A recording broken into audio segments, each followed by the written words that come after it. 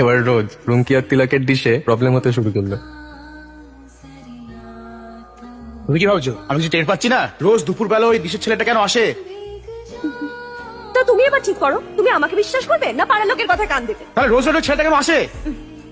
আজব তো, প্রতিদিন যদি অ্যান্টেনা খারাপ হয়ে যায় আমি কি করব? তোমার বয়সের সাথে সাথে ভীমরতি জেগেছে। তোমার টিভি দেখা নেশাটা কমাও। তোমার লজ্জা করে না? এক ছেলের মা তুমি। একদম আমার উপর চেঁচাবেন। এই তুমি ছেলেকে চিনতে তাকাও। পুরনো প্রেমিক তাই তো? বারবার জিজ্ঞেস করেছি, বারবার আর বারবার তুমি ওকে মিথ্যা কথা বলেছো। ওই বাবার কথাটা একটু মাথা নাড়ো তোমার। তুমি কি পাগল হয়ে গেছে? তোমার মাথা আরাম হয়ে গেছে? হ্যাঁ, আমি পাগল হয়ে গেছি। আমার মাথা নোংরা মেয়ে ছেলে কথা। তোমার সব জ্বালায় মেটাচ্ছি। ওর বাচ্চাটাকে এই পাড়া ঢোকা আমি বন্ধ করবো। মরে যা। তোমায় চড় মারলো?